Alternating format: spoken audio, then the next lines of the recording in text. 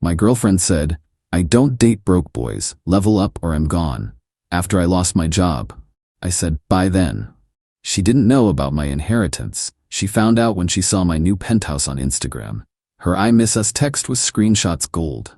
I, 27 male, got laid off from my marketing job 3 weeks ago. Company restructuring, whole department got axed. Not gonna lie, it sucked. But what sucked more was my girlfriend's reaction. Brianna, 25, and I had been together for 2 years. Thought we were solid. We talked about moving in together, maybe getting engaged next year. I was saving up for a nice ring and everything. The day I got laid off, I called her immediately. Needed support, you know? Her response? "Oh, so, what are you gonna do about rent?" Not "Are you okay?" Not "That sucks, babe." Just straight to the money talk. I explained I had savings, unemployment would kick in, and I'd already started applying for new positions. She went quiet, then said we should talk in person. Met her at her place that evening. She'd done her full face of makeup, wearing the designer dress I'd bought her for her birthday. Sat me down like she was about to fire me too. "Look, I'm gonna be real with you. I don't date broke boys. This isn't working for me." I actually laughed. Thought she was joking. She wasn't. I have standards. I need a man who can provide, who's ambitious. You losing your job shows me you're not that guy. Level up or I'm gone. She actually said the nail polish emoji out loud, like nail polish emoji. I asked if she was serious. 2 years together and she's dumping me over a layoff that happened 8 hours ago? It's not just the job, it's what it represents. You're content with being average. I need someone who matches my energy. Her energy? Girl worked part-time at her dad's real estate office answering phones. But okay. "So that's it?" I asked. "Unless you can guarantee you'll have a better job within a week, yeah. I'm not trying to date someone unemployed. That's embarrassing." Here's the thing. 3 months ago my grandmother passed. Sweetest woman ever, basically raised me after my parents died in a car accident when I was 10. She left me her house and some money. Nothing crazy. About $275,000 after taxes and selling the house. I hadn't told Brianna because we were still settling the estate, and honestly, I wanted to be smart about it. Planned to use it for a down payment on a place, invest the rest. But sitting there listening to her talk about how I'm not ambitious enough while she's never worked a full week in her life? "Nah." "Bye then," I said. She blinked.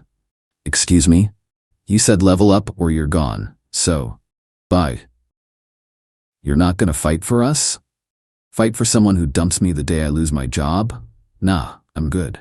I left. She texted me an hour later. "So you're really just giving up? Wow, I was right about you." Blocked her number. Spent the next week grieving both my job and the relationship. But you know what? The relief hit different. No more expensive dinner she'd insist on but never offer to pay for. No more surprise designer items she'd buy with my credit card. No more listening to her complain about how her friends' boyfriends took them to better vacation spots. 2 weeks later, the inheritance finalized. I did something maybe irresponsible, but definitely therapeutic. Used part of it to put a deposit on a sick penthouse downtown. Not crazy expensive, but nice. Floor-to-ceiling windows, doorman, the works. Figured I'd worked hard for years, saved responsibly, and grandma would want me to enjoy something nice while I job searched. Posted one photo on Instagram, just the view from my living room at sunset. Caption, "New chapter." My phone exploded within minutes. First was her best friend Keisha. "Wait, is this your place?" Then her cousin, Breeze, crying, "Rin, just so you know." Then came the text from an unknown number. She'd realized I blocked her. "Hey, I miss us. Can we talk?" Screenshot, gold. That was yesterday. Today's been interesting, but I'll save that for the update. Update 1, y'all. The entitlement escalation has been wild. So after the "I miss us" text, I didn't respond, just kept living life. Got 2 job interviews lined up, been hitting the gym, actually cooking instead of eating out constantly. Peace looked good on me. But Brianna? Girl lost her mind. Started with the love bombing texts from various numbers. "I made a mistake, baby.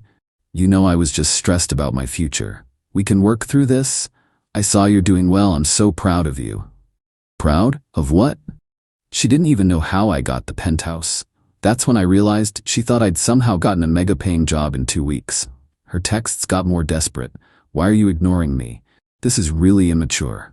I know you still love me. Stop being petty." My therapist says you're avoiding conflict resolution. Your therapist? Girl started therapy the week after we broke up? Sure. Then came Thursday. I'm at a coffee shop, laptop out, applying for jobs. In walks Brianna with her whole squad, Keisha, her cousin Jade, and some girl I don't recognize. They accidentally sat at the table right next to mine. Loud conversation clearly meant for me. Girl, you deserve so much better anyway. He was lucky to have you. Honestly, ghosting is such small energy. I put my headphones on. They got louder. Finally, Brianna walks over. Full performance mode. Dew eyes, soft reaching for my arm.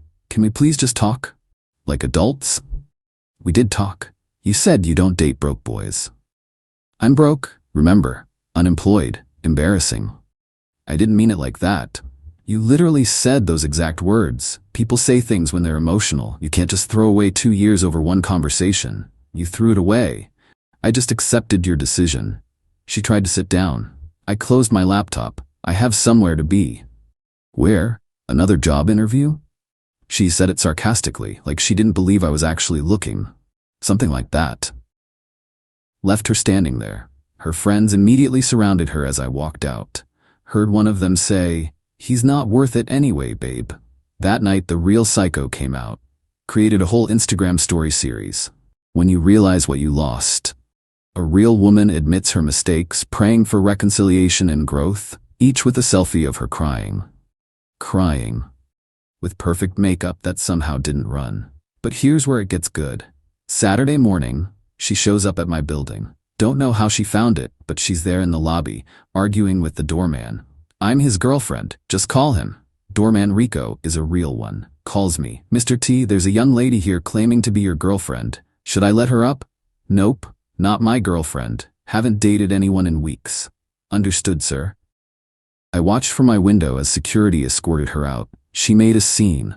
Full theatrics, crying, yelling about love, claiming I was holding her hostage emotionally. Even tried to duck past security to get to the elevators. 20 minutes later, her dad calls me. Her actual father. "Son, what's going on between you and Bree?" She's devastated. This man who'd maybe said 10 words to me in 2 years suddenly cares about my relationship? "Mr. Peterson, Brianna dumped me the day I lost my job. Said she doesn't date broke boys. I accepted her decision and moved on. She said you got some high-paying job and now you're being vindictive." I'm unemployed, sir, just like she said was too embarrassing for her. Then how'd you afford that penthouse? Respectfully, that's none of your business. Have a good day. He tried calling back 3 times. Didn't answer. Then Sunday happened. Oh, Sunday. I get a text from my ex-coworker, Derek. "Yo, did you see what your ex posted on LinkedIn?" LinkedIn. This girl made a whole post about learning to forgive those who hurt us in their journey to success. And tagged my professional profile. The post went on about how she's proud of her ex-boyfriend for overcoming job loss and finding success, and how real love means supporting each other through transformations. On LinkedIn, where I'm trying to get a job. The comments were brutal. "This seems really inappropriate for LinkedIn. Ma'am, this is a professional platform. Yikes on bikes." She deleted it within hours, but screenshots live forever. Monday morning, I get a call from an unknown number. Almost didn't answer, but something told me to pick up. It was her mother. "We need to talk about you and Brianna." "All due respect, Mrs. Peterson, but no, we don't. She made a mistake. She's young. You're really going to throw away your future over pride?" She threw it away over money. I just respected her choice. You know she didn't mean it. And now that you're successful, I'm unemployed. Don't lie to me. We know about your new job, your penthouse. I don't have a new job. The penthouse is from my inheritance from my grandmother, the one who just died, which Brianna would know if she bothered to ask how I was doing instead of calling me broke. Silence. Inheritance? Yes. Not that it matters. She made it clear money was more important than our relationship. She got what she wanted, a chance to find someone who matches her energy. Leave me out of it. Hung up. But the best part? An hour later, Brianna posts on her Instagram story, "When people show you their true colors, believe them." The snake emoji. Like I'm the snake for checks notes, respecting her decision to dump me. Her flying monkeys started hitting up my DMs. "You're foul for not telling her about the money. She deserved to know.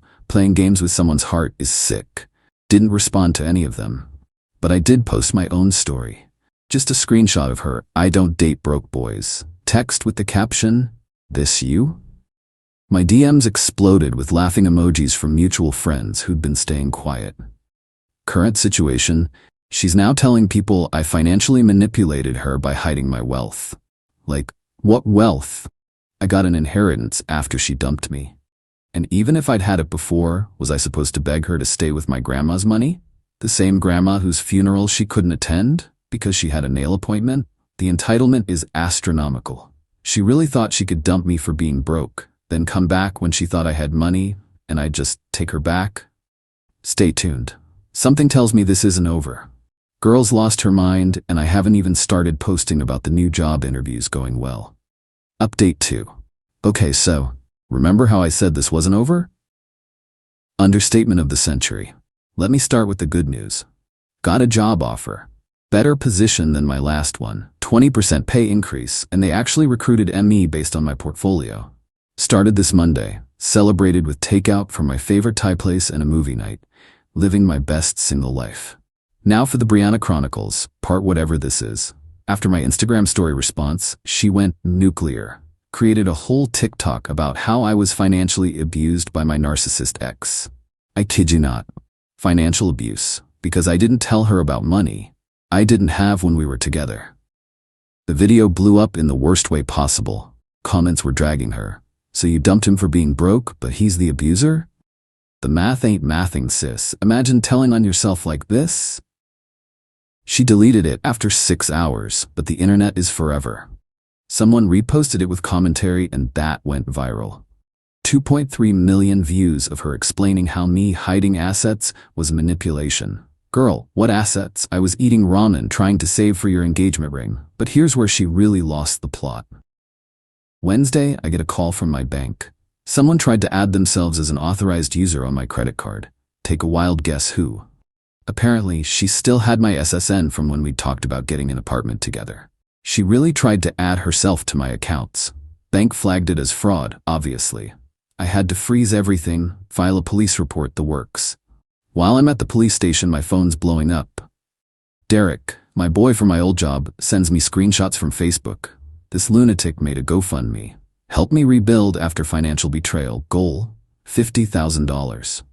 The description was a masterpiece of delusion. Claimed I'd promised her a future, then strategically hid assets to manipulate and discard her.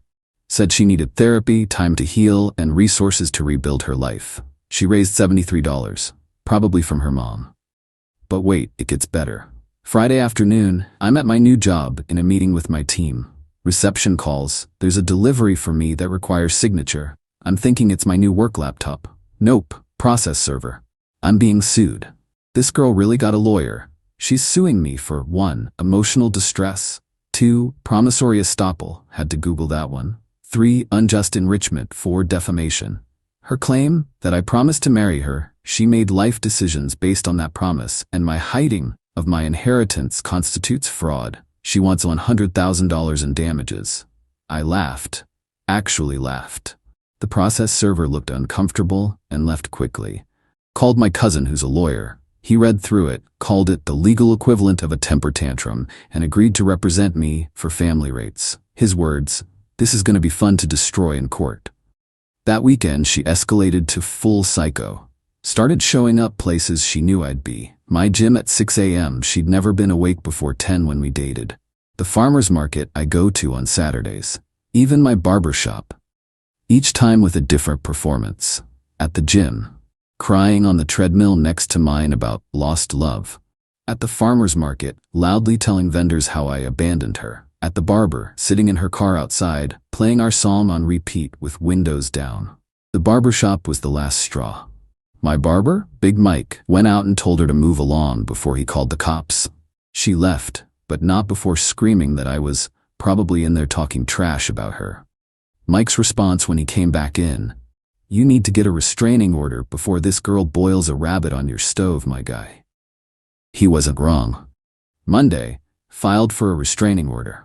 Had screenshots, bank fraud attempt, the lawsuit, witness statements from Rico the doorman, Big Mike, and 3 people from my gym who complained about her behavior. Judge granted a temporary order immediately. She'd be served within 24 hours. Tuesday night, she did her grand finale. Posted a 10-part Instagram story. Screenshots of our old texts, selectively edited. Photos of us from when we were happy. A pregnancy test, negative but implying I'd abandoned her while pregnant. Medical bills from her stress-induced hospitalization. The restraining order with, "This is what narcissists do," written over it. Then she went live.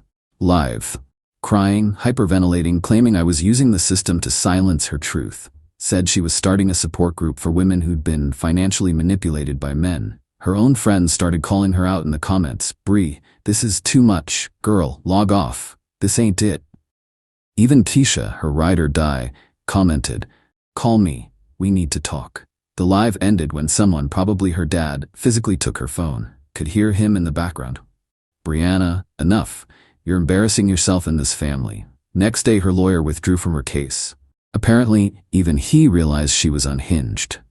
My lawyer filed a countersuit for defamation, those TikToks and posts, attempted identity theft, the bank thing, harassment, intentional infliction of emotional distress. We're asking for $200,000. Not because I need it, but because she needs to learn that actions have consequences. Her dad called me again. This time, different energy. "I'm sorry, we're getting her help. Real help. Can you please drop the countersuit? We'll make sure she drops hers.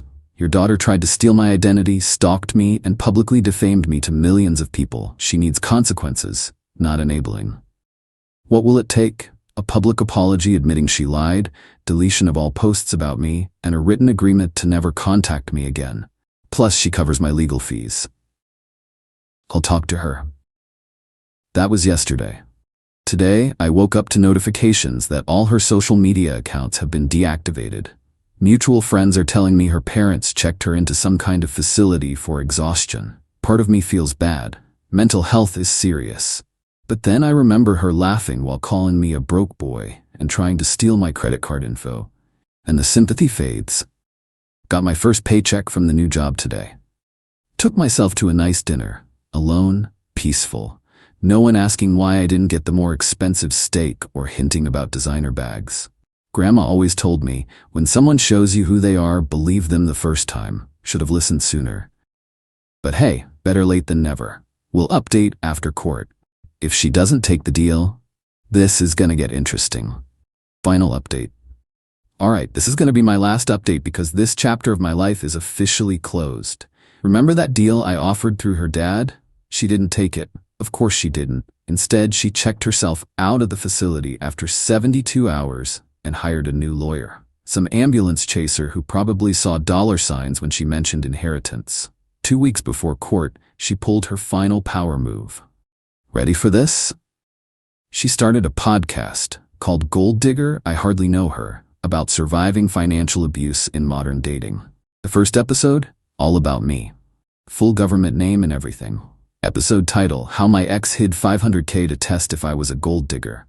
First of all, $500K?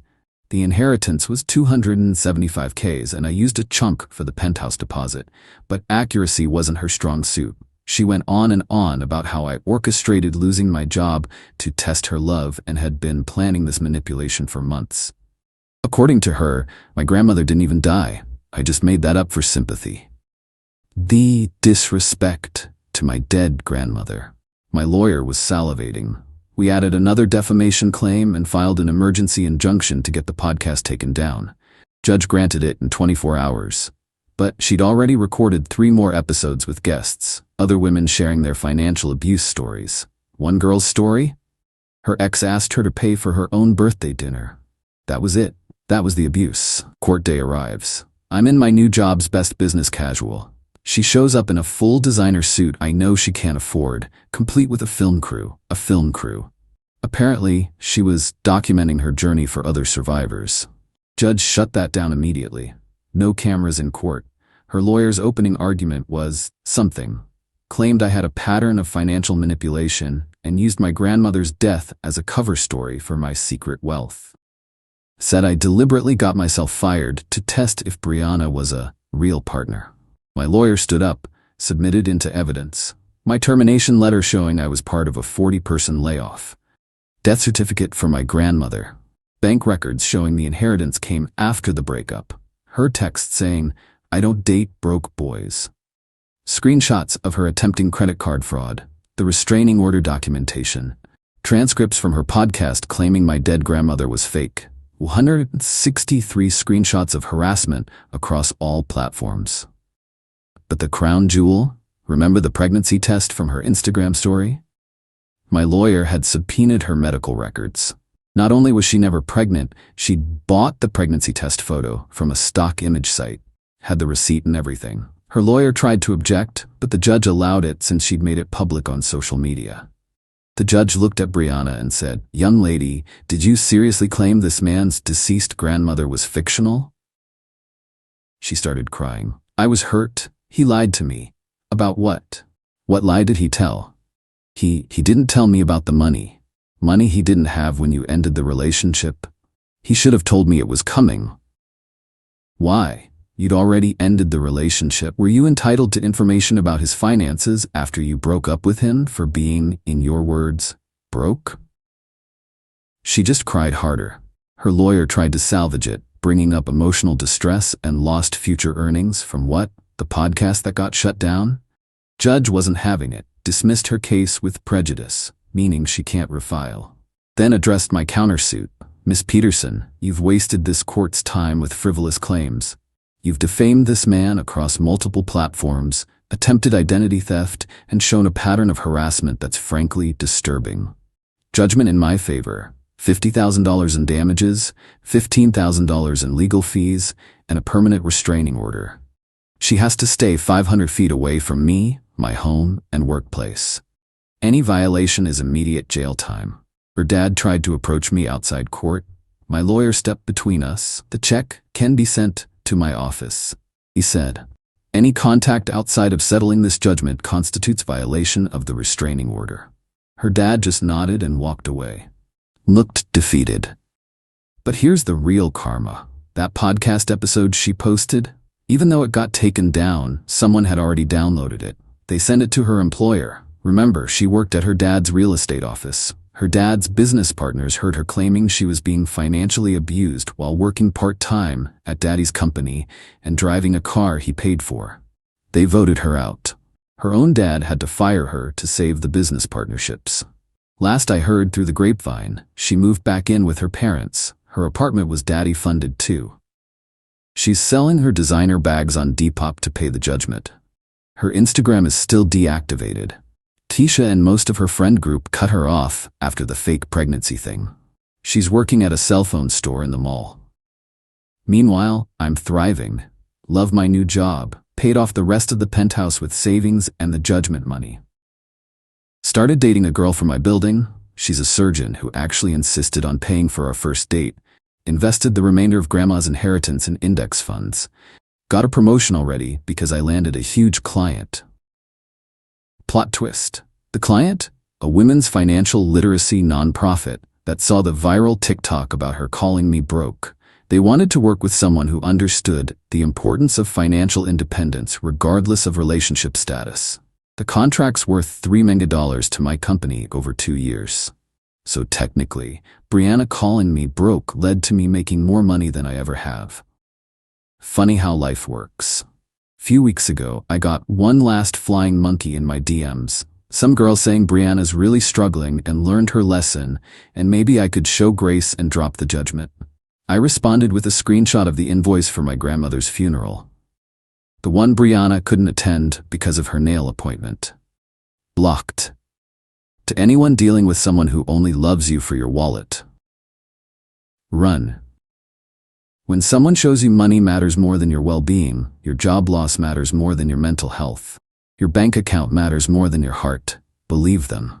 And to Brianna, if you're reading this from your stock image pregnancy test having fake podcast starting grandmother denying ass, I'm glad you showed me who you were. You saved me from wasting a ring on someone who would have bounced the second life got hard.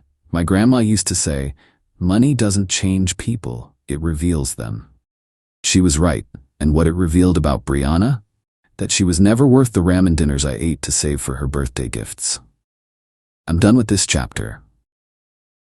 Time to live my best life in my penthouse, with my promotion, dating someone who pays their own way and doesn't call me dusty, broke, or whatever new TikTok term is trending. Peace out, Reddit. The broke boy is signing off from his penthouse. P.S. She tried making a YouTube channel last week about dating after financial trauma. It has 12 subscribers. 11 of them are her family members. The 12th is my lawyer keeping tabs for restraining order violations.